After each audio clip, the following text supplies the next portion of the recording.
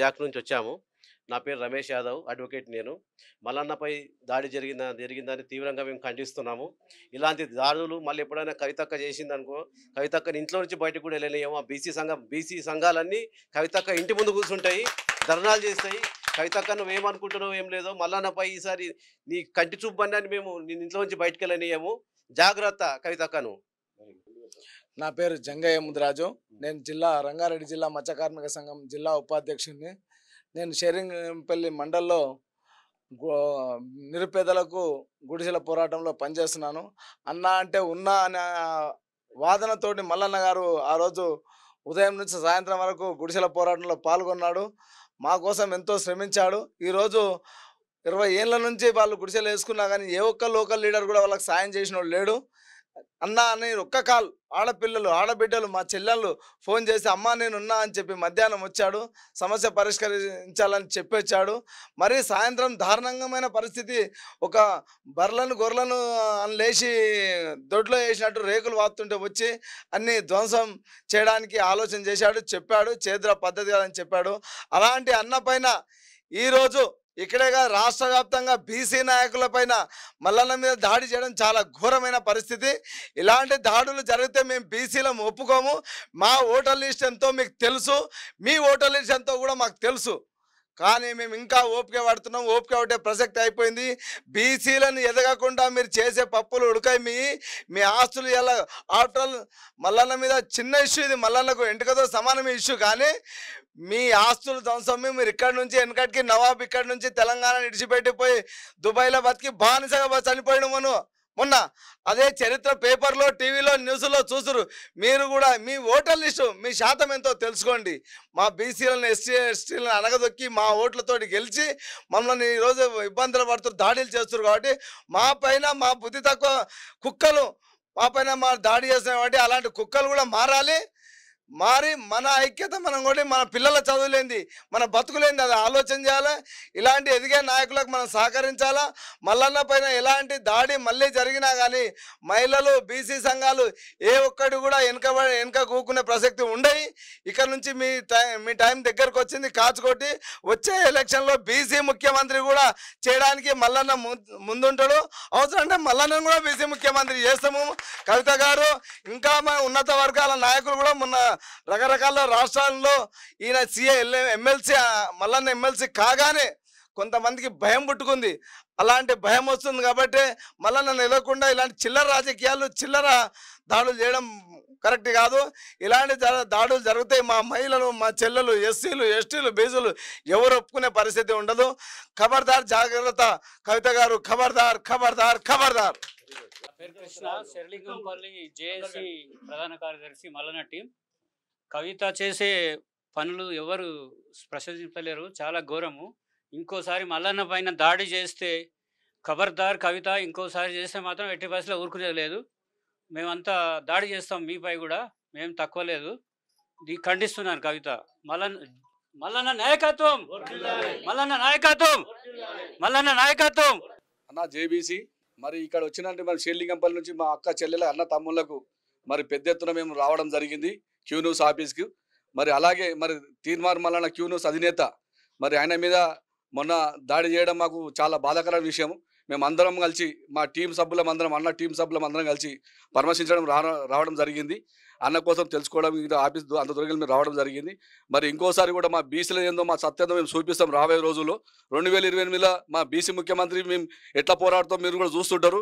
మీరు ఎక్కడ కూడా ఏ జిల్లాలలో ఏ పట్టణంలో కూడా మీరు తిరగలేని పరిస్థితి కూడా తీసుకొస్తాం. అది మేము దలుచుకుంటే బీసీల సత్తా ఏందో మేము చూపించగలుగుతాము.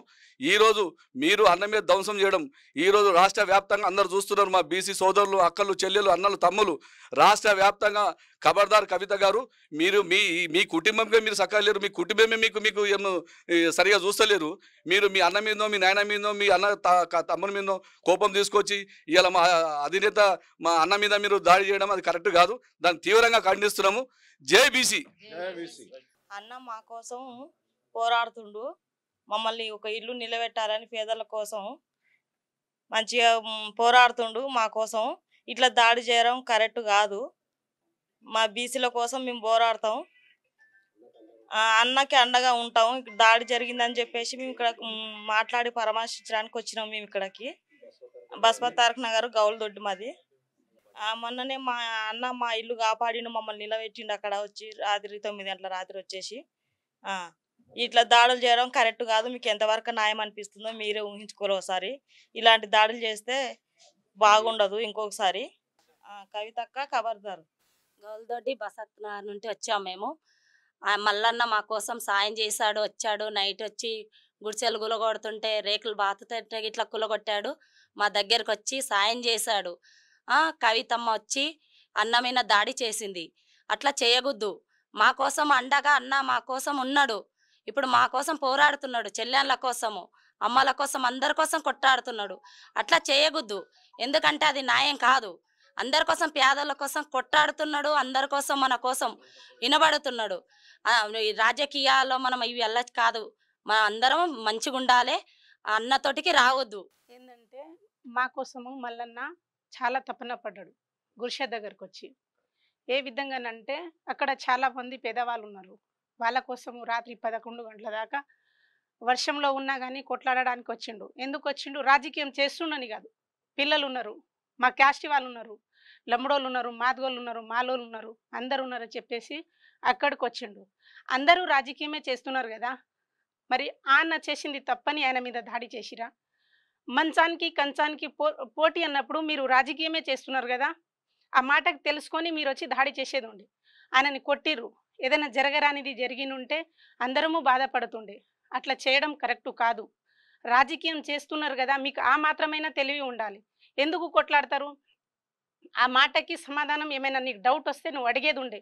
అట్లా కొట్లాడడం కరెక్టు కాదు, అది పద్ధతి కాదు. మేము చెప్పేంత వాళ్ళం లేకపోయినా కానీ ఇలా మాతోని చెప్పిపింతే అంతవరకు వచ్చిరు మీరు. మేము రాజకీయంలో రాలేము, మాట్లాడడానికి వచ్చినాము. ఎవరి మీద ఎలాంటి కోపం లేకుండా అందరు సమానంగా నడవాలి.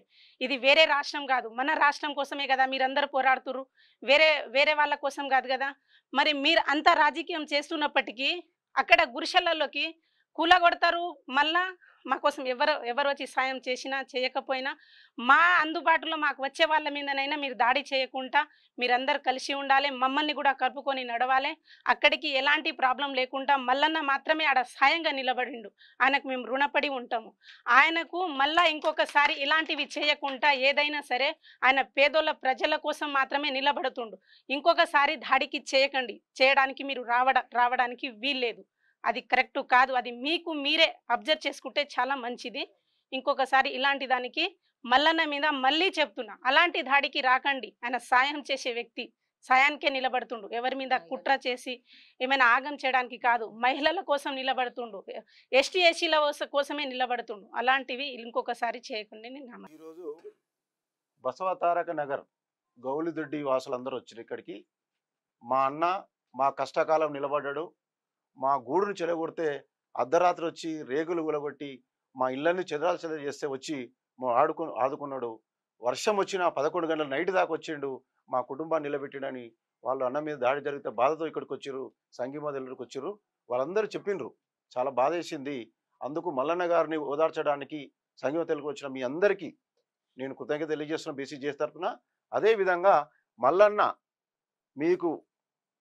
మీరు ఉన్నన్ని రోజులు, మల్లన్న ఉన్నన్ని రోజులు మీకు అండగా ఉంటాడు. ఒక అన్నగా, ఒక తమ్మినిగా, ఒక సోదరునిగా మీకు ఉంటాడని మాటిస్తున్నాం. మేము కూడా మీ అందరం మేము ఉంటాం. అందుకు మీకు ధన్యవాదాలు అందరికీ.